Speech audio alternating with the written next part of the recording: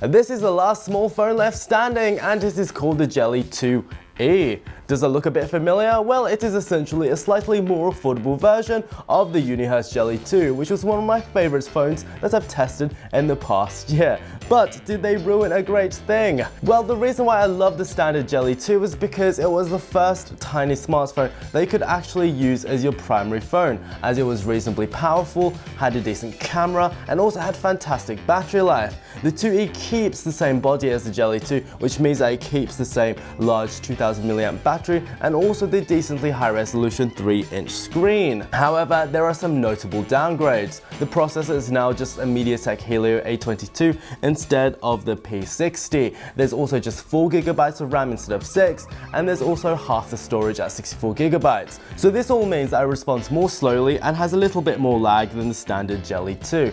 But even so, by tiny phone standards, it still performs reasonably well. More positively, however, the 68-megapixel camera seems to be just as good as on the more expensive phone, and the new matte silver finish definitely is a less fingerprinty choice. When it releases later this year, it's expected to cost a little bit less than the $200 that the standard Jelly 2 retails for in the US, but while the 2E is good, I would probably recommend stepping up to the original Jelly 2 simply for that faster processor.